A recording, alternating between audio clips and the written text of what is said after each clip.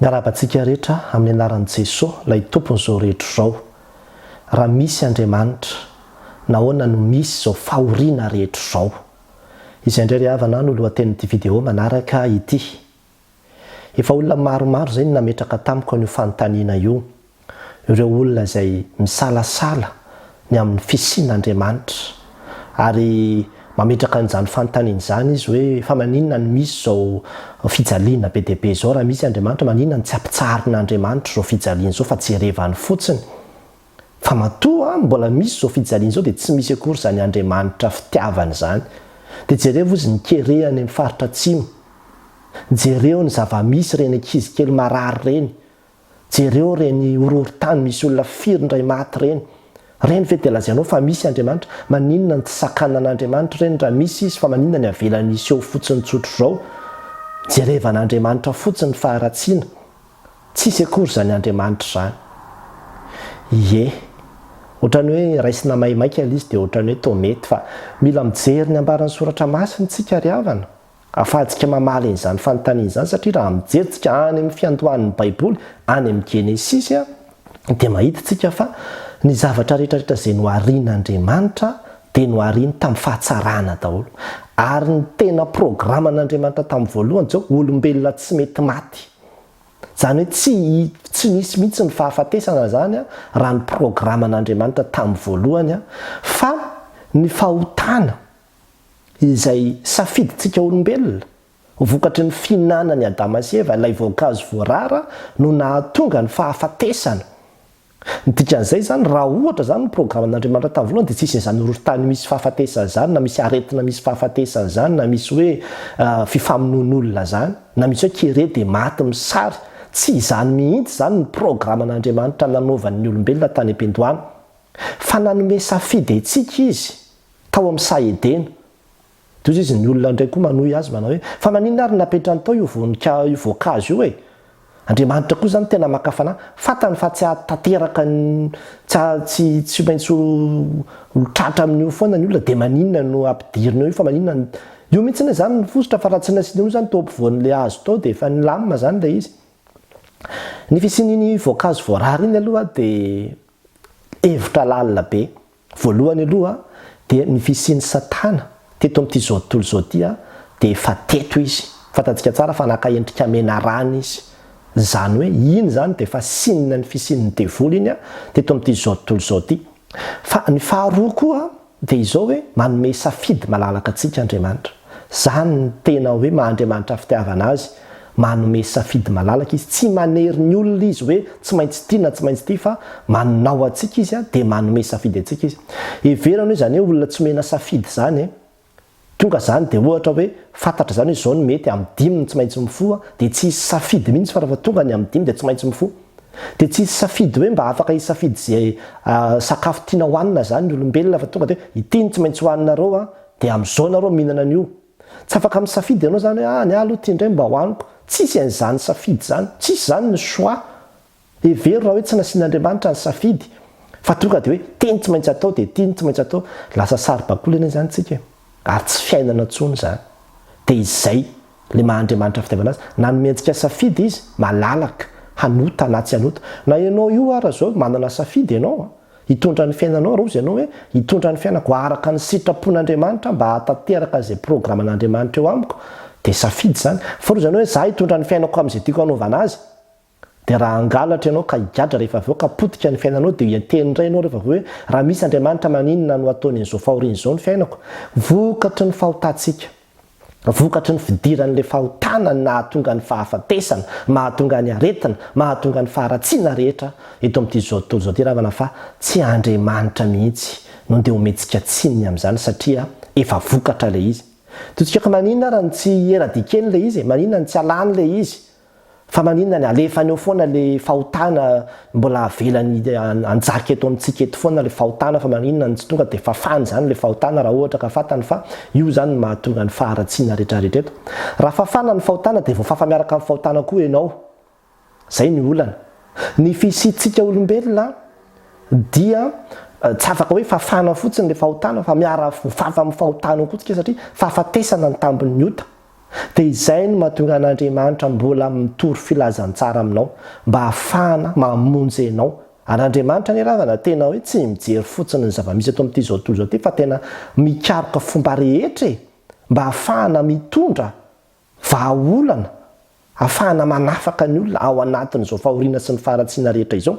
Ary raha mijerytsika ny soratra masina dia nandefa ny zanany mihitsy izy mba hiady amin'io fahotana io, hamotika an'io fahotana io, handresy an'io fahotana io tamin'ny fahafatesany teo ambony azo fijaliana ka ananantsika ilay tena fiainana arak'izay tian'Andriamanitra izay ananantsika. Dia raha ny tena marina, Andriamanitra dia manomana fiainana vaovao atsika. Fantatr'Andriamanitra fa tena efa potika ity zao tontolo izao ity. No pitehantsika ilay izy fa tsy hoe pitehan'Andriamanitra. Jereo fotsiny fahasimban'ny tontolo iainana amin'izao fotoana izao mivoaka daholo izao karazana aretina rehetra tsy fahita hatramin'izay izao. Ny karazana fijangajangana ataon'ny olombelona mahatonga ireny karazana aretina isan-karazany tsy fampiseho masoandro ireny. Dia tahaka izany koa jereo ny avancean'ny teknôlôjia sy ny fikarohana izay ataontsika fa jereo mivoaka hatramina virus tsy fatapeviana mamono olona maro isan-karazany. Itsika olombelona ihany ny tena manakorotana eto. Dia avy eo nefa Andriamanitra nomentsika tsino hoe zao ve ny zavatra ataon'Andriamanitra. Io ry havana dia tsisy hafa amin'ireny hoe rehefa ohatra ka mangalatra ny ray-mpianakaviana dia migadra izy dia mazava ho azy fa mijinja an'izay koa izany ilay zanany, na dia tsy voatery higadra ary ilay zanany fa mijinja satria lasa sahirana, lasa mahantra, na dia tsy nanatsiny ara ilay zanany. Ka izany tsika io rehefa nanoty Adama sy Eva dia mijinja tsika rehetrarehetra satria indray manko tsika miteny hoe ka zazakely tsy nanota ve dia maninona no voasazy ao anatin'izany. Izay mihitsy ilay izy. Na tsy nanota ara ilay zanaka ao an-tokantrano, na toka hoe mena vavy izy rehefa migadra ilay ray-mpianakaviana dia miara-mijinjo daholo izy satria tsy miasa intsony, tsisy intsony ny vola dia sahirana dia mahantra izy rehetrarehetra fa tsisy an'izany hoe raha nangalatra ilay ray-mpianakaviana dia ilay zanany mbola mitoy ihany fa mifampitoy anie ny fiainantsika rehetrarehetra hoe mifampitoy tsika rehetrarehetra taranakaray mifampitoy tsika fa tsy afaka saratsarahana ohatran'izany ilay izy. Ka ozy ianao hoe maninona raha ny tsy alany maninona ny tsy alany ilay fahotana, mbola ho avy ny fotoana izay tena hoe hofoanana tanteraka mihitsy, anao fiainana vaovao izay ilay hoe tany vaovao, lanitra vaovao, Jerosalema vaovao izay efa nambarany any amin'ny apokalipsy nampanantenan'Andriamanitra ao antsika izany. Fantatr'Andriamanitra fa tena misofo ity zao tontolo izao ity ary hitany izany misy fahoriana eto izay fahoriana vokatry ny fahotantsika ihany. Andriamanitra anie manana plan foana hamonjena an'ity zao tontolo izao ity te hamonjy an'ity zao tontolo izao ity izy fa izao ahiliky zao tontolo izao Andriamanitra. Ahoana moa ny ahafahako raha ohatra ka manana akony fanafody hanasitranana anao marary ianao. Ahoana ny ahafahako manasitrana anao raha ohatra ka tsy avelanao miditra ao an-tokotaninao akory aho. Dia avao raha mbola misagravena aretinao dia izavy eo nomenao tsiny rehefa avy eo. Hoe raha tena dokotera marina ny pasterina maninona ny mbola marary eto foana nefa zara tsy avelanao miditra anatin'ny tokotaninao. Izany tena zava-misy amin'izao fotoana izao mipotra daholo izao karazana lalàna rehetrarehetra laïcité de l'État inona tsy mahazo toriana ty intsony izany Andriamanitra izany tsy azo atao intsony izao. Ahilikitsika ny Andriamanitra ahilikitsika Andriamanitra ary izay faniliantsika an'Andriamanitra izay no mahatonga an'izao zava-misy rehetrarehetra izao.